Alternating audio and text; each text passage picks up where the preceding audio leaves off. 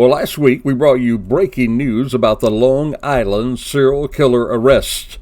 Well, today we're going to tell you all about the man, the myth, and the demon who allegedly hunted and killed. We're going to talk about this and a whole lot more right here on this episode of Charlie Crimebuster. Yep, it's what some people are calling the fastest minutes in podcasting.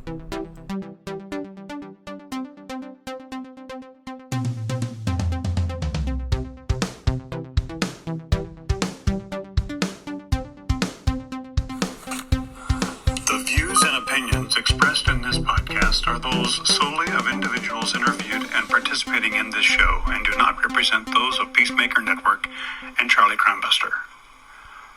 All individuals described or mentioned in the podcast should be considered innocent until found guilty in a court of law.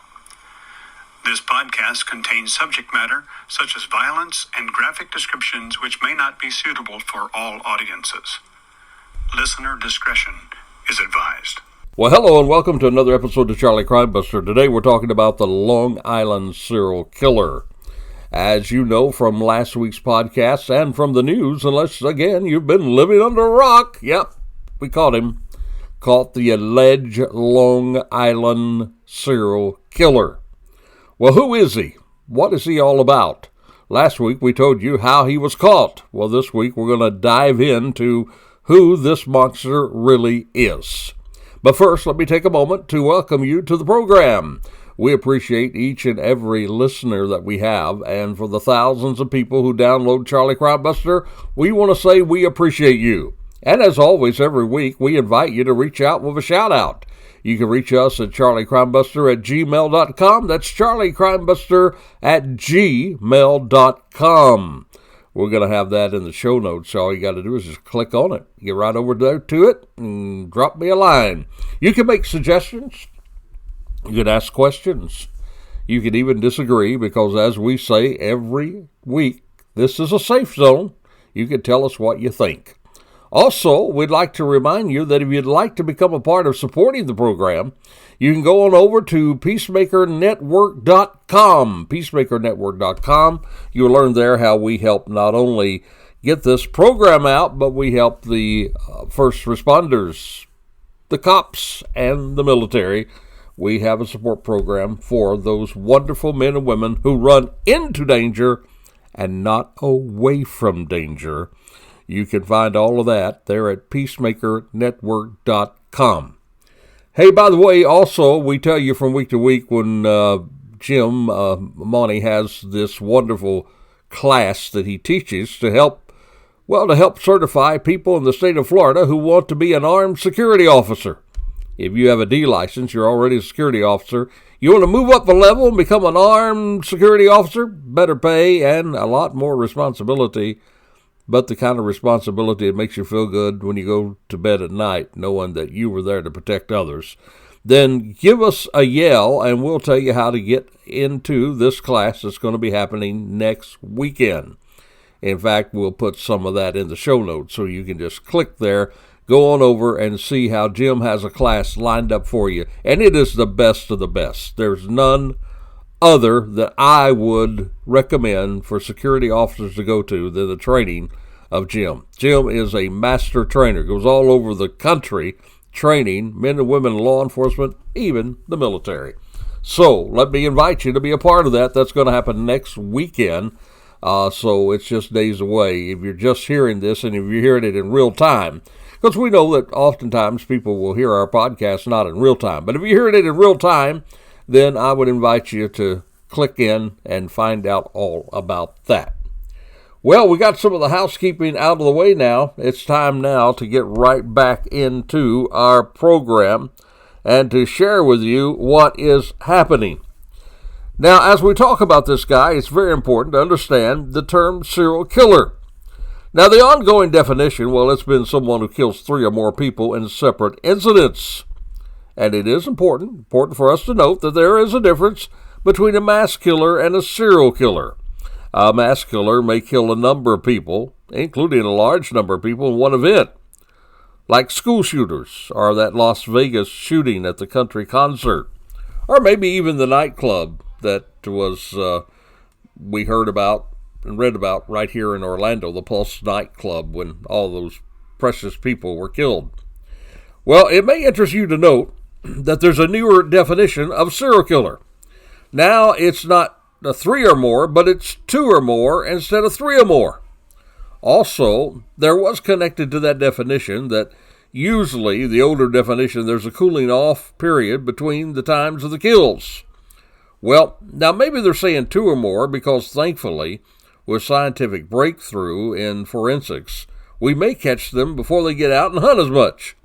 And there is not always an extensive cooling off period, as we've come to understand today.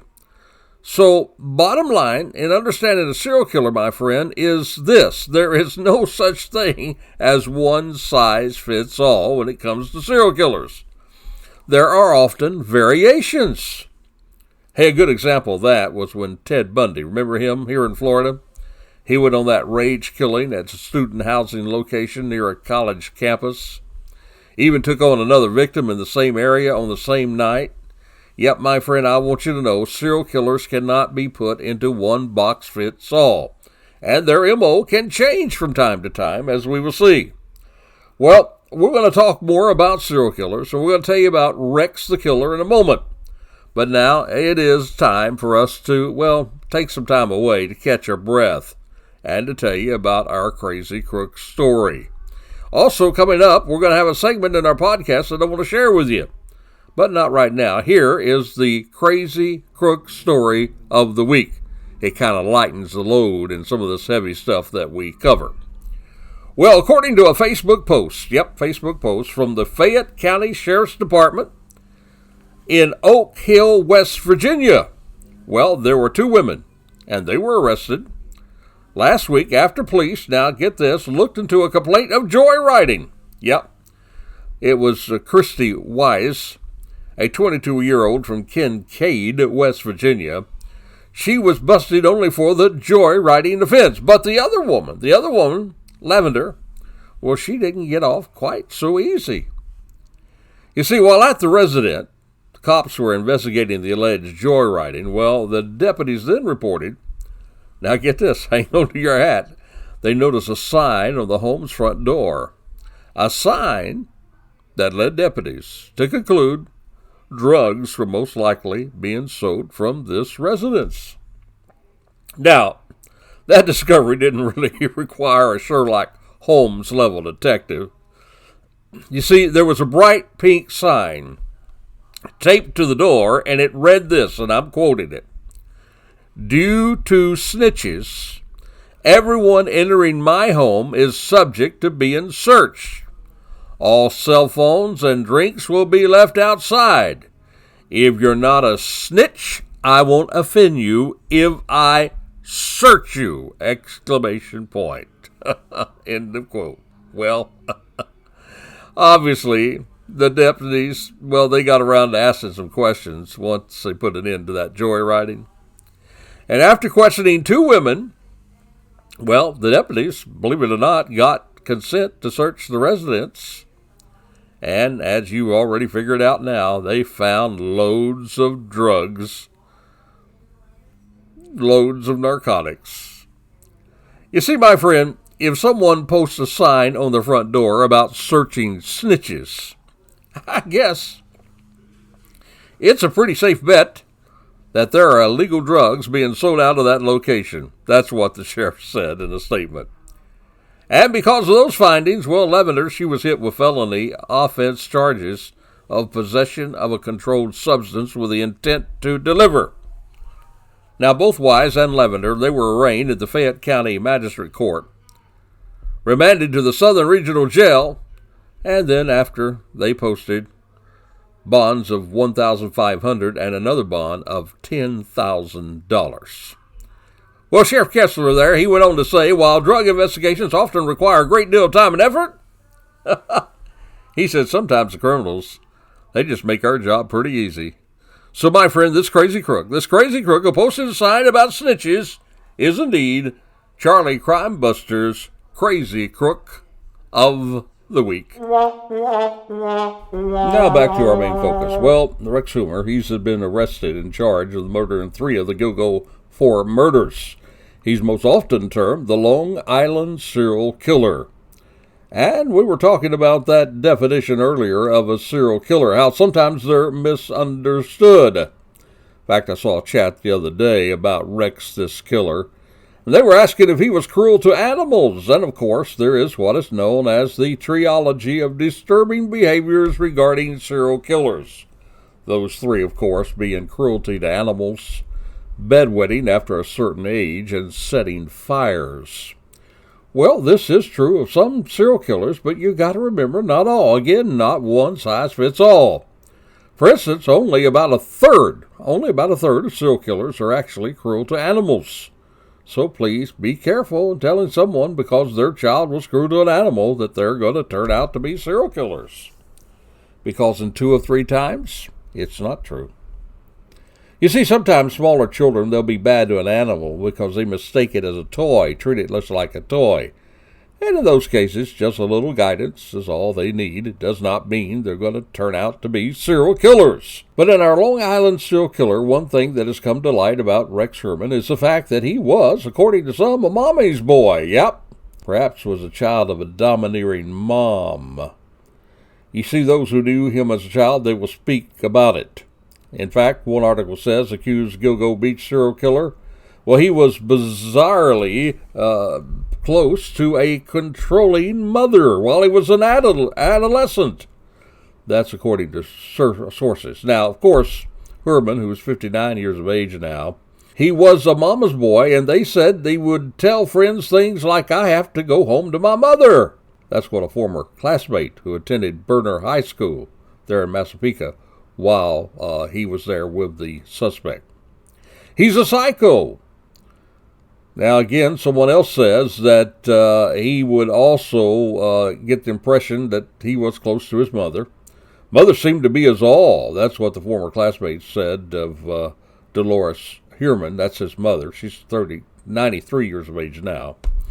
And the extremely close ties between the pair, well, it may have even influenced Heuermann's decision to buy his childhood home there in Massapequa Park. Bought that from her for about $170,000. That was in 1994. And it was shortly after his first marriage. That was to Elizabeth Ryan in 1990. So he's been married 2 times now. And, of course, he's now turned around and bought his mom's home. And, in fact, he never left that home. Now, of course, we know that Heuermann, he did plead not guilty July the 14th on these murder charges. But let's talk about the man who actually became the man of the house at the young age of 12, you see. Because his father's name Theodore Heuermann, he served in World War II in the Air Force as a second lieutenant. He died in 1975, and his dad was 50 years of age. Young Heuermann was only 12 at that time. And we all know now that he grew up and he founded his own architectural firm called RH Consultants and Associates in 1994. But you know, the thing that people found that was curious about him is he often never spoke about his late father around his friends. That's what classmates said. Again, he came across as a mama's boy. Now, he did speak later in life. He boasted that his dad worked as an aerospace engineer, built satellites, but also built cabinets, and taught his son how to construct furniture. Now, remember last week we talked about that there was one guy that they thought might be a suspect, and they thought that that guy who might be a suspect in the Long Island murders, he wasn't the murderer, but they thought he might be. Remember I mentioned that he had a tie to getting carpenter tools because he was a carpenter. They put that together because it was such a concise cutting when they mutilated these bodies of these Gilgo 4 people and other people they found out there. Well, now we have a tie of Rex to that same type of tools because his father, Theodore, taught him how to build furniture. And, of course, you have the same type of tools that can do those precision cuts. Well, we know that the architect killer, he continued to live in his boyhood home, and there he raised his daughter and his stepson with his second wife, her name Asa. By the way, you've probably seen the news. She just recently, very quickly, filed for divorce last week, 6 days after her husband was arrested in connection to these, terrible killings. Now, criminologist Scott Bond, he actually accurately profiled the accused Gilgo beach killer way back in 2011. He said that Herman was a psychopath and had heard his mom was controlling and domineering, which could have shaped his twisted persona. In other words, this criminologist went on to say about Herman he had a kind of unusual incestuous relationship in emotional sense with his mother, which could be a contributing factor to his pathology. That's what Bond, this criminologist who was extensively interviewed, he actually was the same guy, by the way, who interviewed the son of Sam. And the son of Sam, of course, had his own set of quote-unquote mommy issues. The criminologist went on to say, who knows what was ticking beneath the surface? He may have been projecting the loving, dotting son, when in fact there may have been some deep-seated resentments toward mom. Well, my friend, we often hear this, as you know. Studies of our own mind and behaviors, they have oftentimes mentioned these serial killers sometimes resenting their mothers and taking it out on other women.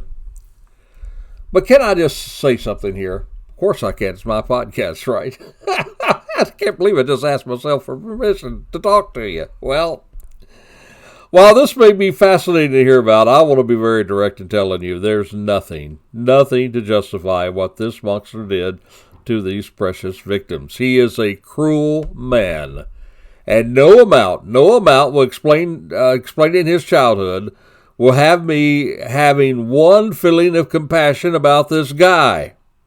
Now, I'm going to share more with you about this guy in a moment, but I want to say something about the victims of the Long Island killer. You see, this all started actually with an investigation into a missing woman. And it is so sad that too often missing persons are forgotten. Sometimes investigations are delayed that may have been earlier brought results and saved life, but because it was not really looked into carefully, time was wasted and lives probably were killed. Because of that, we're going to introduce a segment right now about a missing person. Our producer, James Buckland, thought that this is something we could do from time to time to focus on those who too often are forgotten by the press. And it is often this recognition that brings investigative light to such cases.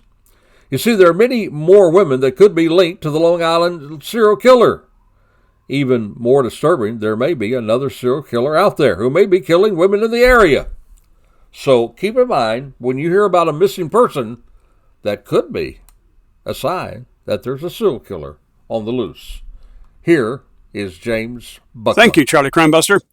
We're now reporting a missing person out of Anchorage, Alaska. Her name is Kendra Cornett Ivory. Kendra Cornett Ivory. She's 35 years of age, stands 5'3", weighs 300 pounds. Black African-American female, Kendra Cornett Ivory. Last seen walking away from her residence around 9 p.m. on April the 4th of 2023 in Anchorage, Alaska. Anchorage, Alaska. She was wearing a gray jacket, white shirt, black leggings. Again, the name is Kendra Cornett Ivory, a black African-American female, age 35, black hair, brown eyes, standing 5 feet 3 inches, weighing 300 pounds, missing from Anchorage, Alaska. If you have any information regarding this missing individual, please contact the Anchorage Police Department at 907-786-8900. That's 907-786-8900. Again, missing person from Anchorage, Alaska. Black African-American female, Kendra Cornett Ivory, age 35, standing 5'3", weighing 300 pounds, last seen wearing a gray jacket, white shirt, and black leggings. If you have any information, reach out to the Anchorage Police Department at 907-786-8900. Well, thanks, James, for sharing that with us. Keep in mind that these missing people, please pass the word on. You may remember it was a missing person that led authorities to discover the Gilgo 4, and at least three of these women have been linked to this killer, Rex Heuermann. Now, let's talk a little more about this monster, the alleged Gilgo Beach serial killer. Well, he was reported in distress at his arraignment last week following his bombshell arrest. That's what his attorney claimed. Now, Heuermann, of course, is 59 years of age. He's now charged with the murders of 3 of the Gilgo 4. They, of course, vanished between 2007 and 2010. He is, of course, the prime suspect in the 4th murder of the 4th person. Now, the suspect's attorney, Michael Brown, well, he told ABC News that his client had been, quote, unquote, traumatized by his arrest on July the 13th. Well, I guess he is traumatized. How about those families that he traumatized with his evil work, allegedly? Well, he went on to say, the attorney, nothing struck me as unusual about him. He was articulate, he was intelligent, he was soft-spoken. That's what Mr. Brown, who previously described Heuermann as a loving husband and devoted father. Yet others, they're saying different things about him.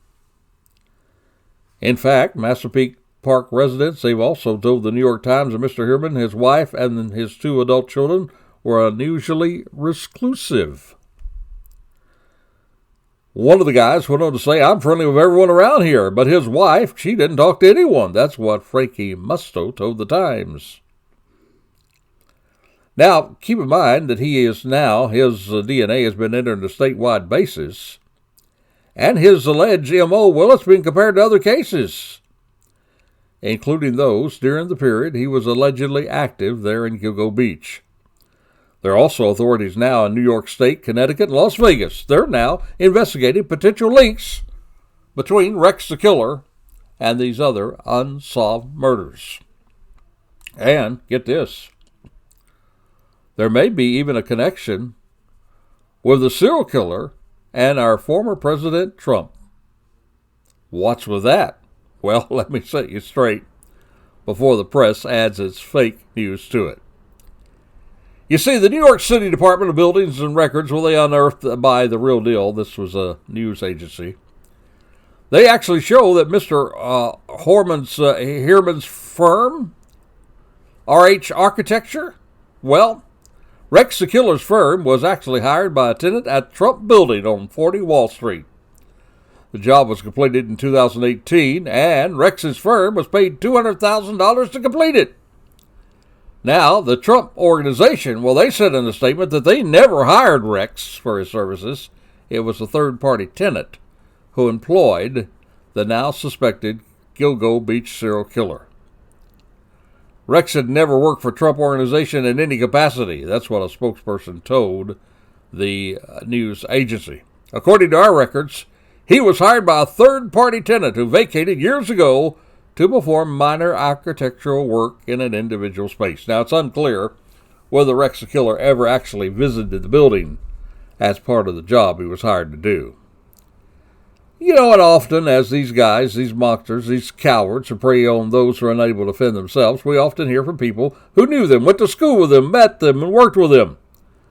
And we often hear things about them as seen from that person. There's another Long Island resident and a former escort, Nicole Brass. She's since come forward with claims that she went on a date with Rex the Monster sometime between 2014 and 2016. She's 34 years of age. She claimed in a TikTok video that she had met Rex at a seafood restaurant, Port Jefferson there, and Rex, decided to bring up the Gilgo Beach murders, while trying to make it look just like someone who was just very interested in the case. You see, my friend, as serial killers often do, they love the attention they get, and if they're not getting attention, well, it appears that old Rex here, he would talk about it to get that attention. In fact, there is more than one report of him bringing up murders in the conversation. Hey, and get this. Rex the Monster? He nearly offed a member of his high school drama club. Yep, in a backstage incident. That's what a former classmate told the Post. It was back in 1980 at Berner High School, there in Massapequa, on Long Island. Well, they had a production of Arsenic and Old Lace. That's a play about a deranged pair of sisters who lure, poison, and bury a dozen old men in the cellar. Well, you see, Rex the Monster, he had been working behind the scene as a stage tech for that school play, as was the classmate who helped paint the sets. And during one rehearsal, well, Rex, without telling anybody else, he added additional weights to the bottom of the pulley system that raised and lowered the stage curtains. And when this classmate, when she pulled a lever to drop the curtains while holding on to a rope connected to the system, well, her little 95 body, well, it went soaring toward the auditorium ceiling. She said, "I thought I was going to die." Well, old Rex, he went back into safe mode, quickly apologized, and helped her down. But the former classmate said she thought that this hulking 6'4" teen was marking his domain by making it harder for the other students to handle the curtains under the additional weight. See, he reweighted all of them so that only he could do it. Somebody strong could do it. Now, criminologist, another guy by the name of Scott Bond, he said that the backstage drama was not a mere accident, but actually the work of a fledgling psychopath in development. He says that even then, old Rex the Monster was doing his thing, trying to be seen. Already the workings of a psychopath. Well, you know, it's interesting to me. We often hear about these guys and gals when they are finally caught. We hear words all the time. Well, some people say they just like normal people. That's because they have the ability to put everything in a little compartment. You know, maybe like you do sometimes at your own work. You might have problems at home or something like that, but you have to put that in a little compartment, and then you have to go to work, and you have to put your focus on that. So this ability to compartmentalize is certainly abilities that we see often with serial killers. That's why this man, who one time the news dubbed as a demon walking among us, was able to walk among us, and people thought maybe he's a little weird, maybe he's a little different, but they had no idea that there was a serial killer standing in their midst. So here you have it. Here's an architect, successful, moderately successful, who lived there in the area and is now not only the suspect, but the arrested suspect as the serial killer of Long Island. Now, here's something I want you to think about. There are 10 more bodies that they found while they were searching that area. Are those the work of Rex the Monster? Or could there just be another serial killer out there? Well, we're going to look into that. We're going to talk about that next week. We're going to talk about the possibility of there being another serial killer working alongside Rex the Monster. Did they catch the real serial killer of Long Island? Or did they just catch one of the serial killers of Long Island? We're going to talk about that and more next week. So until next time, this is Charlie Crimebuster reminding you, be safe, be alert. Yep, for the life you save, it may be your very own.